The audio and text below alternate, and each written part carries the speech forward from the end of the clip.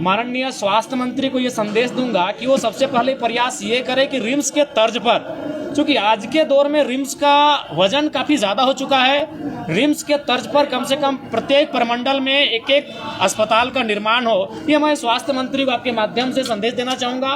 विधायक हैं, मंत्री हैं, जो उनके करीबी हैं, उनको टेंडर सुपुर्द किया जाता है। तो इसलिए मैंने कहा कार्यपालिका दुरुस्त होगी तभी इस बजट का लाभ होगा, और नहीं तो फिर ये बजट उसी प्रकार से वाद विवाद हुआ।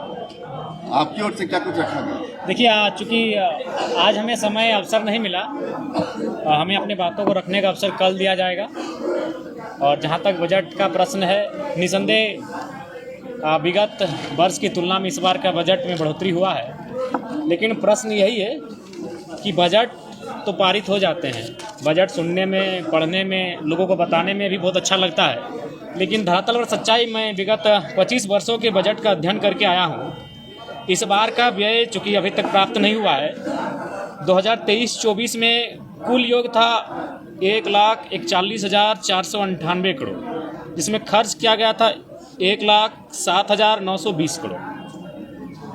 उससे पूर्व प्रत्येक वर्ष का जो बजट है उसमें कुल योग, मूल बजट, प्रथम अनुपूरक बजट, द्वितीय अनुपूरक बजट, तृतीय अनुपूरक बजट, तो इसका कुल योग बजट का होता है। उस राशि और खर्च की गई जो राशि का अगर आप अध्ययन करते हैं तो हमें लगता है बहुत सारी राशियां छूट जाती हैं। तो सवाल ये होता है कि विधायिका यानी माननीय वित्त मंत्री महोदय, सरकार का बजट विधायिका के माध्यम से पारित तो हो जाता है, लेकिन कार्यपालिका अपनी शक्तियों का वास्तविक रूप से निर्वहन ठीक से नहीं कर पाने के कारण इस बार भी जो विगत वर्ष है वित्तीय, उसमें मात्र 65% हम लोग खर्च कर पाए हैं, जो कि काफ़ी चिंताजनक विषय है।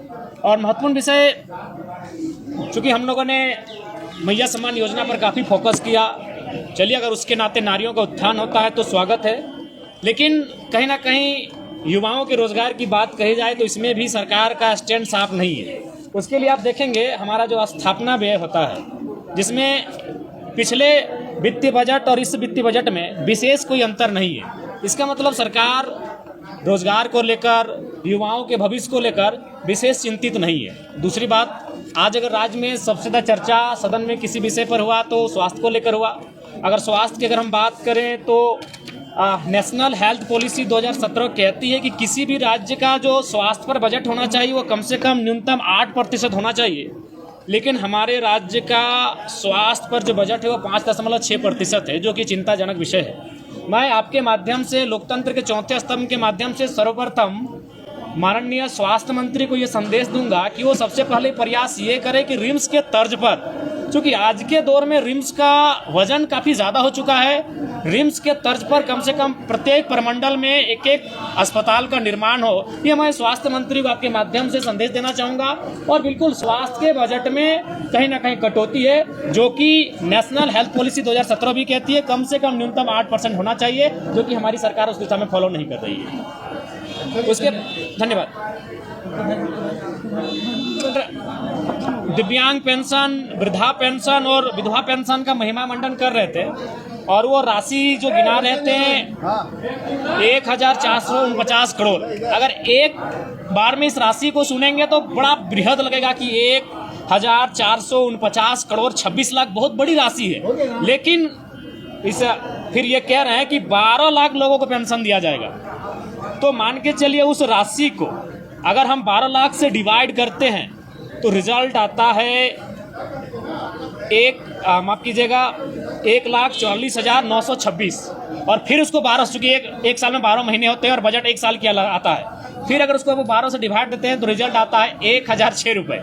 यानी सुनने में क्या लगा, 1,449 करोड़ 26 लाख, लेकिन जब उसको भाग देने देते तो रिजल्ट कितना आया, 1,006 रुपये। तो पेंशन तो वही है, 1,000 रुपये ही तो पेंशन है, लेकिन देखिए महिमा मंडन कैसा होता है। क्या बजट में दर्शाया गया, 1,449 करोड़ 26 लाख दिव्यांग खुश, वृद्धा खुश, विधवा खुश, लेकिन जब उसको अध्ययन करते हैं, उसको भाग देते हैं तो रिजल्ट आता है 1,006 रुपये मासिक। वही तो है ही। तो इसलिए बजट में मैया सम्मान योजना पर विशेष फोकस रहा है, उसके अलावा कृषि पर फोकस रहा है, उसके अलावा अगर आप कहें हेल्थ पे बात की जाए, नए सृजन पे बात की जाए, युवाओं पे बात की जाए तो विशेष नहीं रहा। बाकी आप सबों का धन्यवाद। प्रत्येक दिन मैया समाज देखिए, हमें लगता है ये राज्य को विशेष दिन ये योजना टिक नहीं पाएगी, क्योंकि इसी बार के बजट में देखिए और पिछले बजट में जाके देखिए, मैया सम्मान की योजना की राशि को जिस विभाग के माध्यम से सुपुर्द किया जाएगा, बहुत ज़्यादा उछाल आया है परसेंटेज में। बाकी जो विभाग थे उनमें तनिक कटौती भी की गई है। तो ऐसा आगे भी आपको देखने को मिलेगा कि बाकी ज़रूरत विभाग है, जैसे शिक्षा, स्वास्थ्य, श्रम नियोजन, उन विभागों में कटौती होगी और मैया सम्मान योजना जो सरकार की साख बन चुकी है उसे बरकरार रखने के लिए प्रयास किया जाएगा। धन्यवाद। जयराम जी, सरकार लगातार ओवरऑल अपना पीठ थपथपाते नजर आ रही है इस बजट में। देखिए, ओवरऑल हम भी यही कहेंगे, जब तक आपकी कार्यपालिका क्रियान्वयन ठीक से नहीं कराएगी कार्यों का, तब तक आप कितना भी पीठ थपथपा ले कोई फर्क नहीं पड़ेगा। जैसे उदाहरण के लिए यहाँ सैकड़ों चेक डैम बनाने की बात कही गई है। चलिए ग्राउंड पे बैठ के देखते हैं। मैं अपने गांव को उदाहरण देता हूँ। 500 मीटर में, 500 मीटर को हम लोग आधा किलोमीटर कहते हैं, आधा किलोमीटर में 3 चेक डैम का निर्माण हुआ है। एक भी चेक डैम से किसी प्रकार की सुविधा और लाभ लोग नहीं ले पा रहे हैं। तो बात वही है कि योजनाएं टेंडर के माध्यम से लाखों आ जाएंगी धरातल पर, कार्य भी होगा, लेकिन वो केवल और केवल कुछ लोगों के पास, कुछ लोगों की जेब में जाने का काम होता है। इसलिए कार्यपालिका अगर दुरुस्त नहीं होगी तो ठीक उसी प्रकार विधायिका और 10% इजाफा करके बजट को क्यों ना पारित करे। जब खर्च आपको 65% ही करना है तो फिर महिमा मंडन करने की कोई आवश्यकता नहीं है। बात हो रही थी, उस पर कमेंट आया, विधायक पे कमेंट करना कि आप कितनी अच्छी है। नहीं, ऐसा नहीं होना चाहिए। पर्सनल किसी पर सदन के भीतर एक गरिमा होती है। अगर आप बाहर कभी किसी मंच में भाषण में बोल दिए तो अलग बात है, लेकिन सदन में इस प्रकार मर्यादा रखना चाहिए। किसी पर व्यक्तिगत टिप्पणी नहीं होनी चाहिए। जयराम जी, सरकार ने 6 मेडिकल कॉलेज चक नहीं है, केवल वो टेंडर का काम आता है। जो विधायक हैं, मंत्री हैं, जो उनके करीबी हैं, उनको टेंडर सुपुर्द किया जाता है। तो इसलिए मैंने कहा कार्यपालिका दुरुस्त होगी तभी इस बजट का लाभ होगा, और नहीं तो फिर ये बजट उसी प्रकार से योजनाएं धरातल पर जाएंगी, काम होगा, फाइलें बनेंगी और फिर धन्यवाद। बात हो रही है, ठीक है, तो कैबिनेट में बोलेंगे नहीं, तो क्या ऐसी सम्मान योजना में हमारा दोपहर का खाना नाश्ता का पैसा चला गया क्या? नहीं मिल रहा था। देखिए, हमने पहले कहा कटौती हुआ है, इस बात को कोई अस्वीकार नहीं करेगा। मैया सम्मान योजना की साख को बचाने के लिए बाकी विभाग की कटौती हुई है, ये सत्य है। फिलहाल वर्तमान में कई ऐसी महिलाओं का समूह, जिन्हें हम संयोजिका, रसोईया कहें, जल सहिया कहें, सेविका कहें, सहायिका कहें, लगातार आंदोलनरत हैं। अतः मैं अध्यक्ष महोदय आपके माध्यम से सरकार से ये मांग करता हूं कि जो रसोईया, जल सहिया, सेविका, सहायिका, उन्हें न्यूनतम वेतनमान की गारंटी का प्रावधान हो।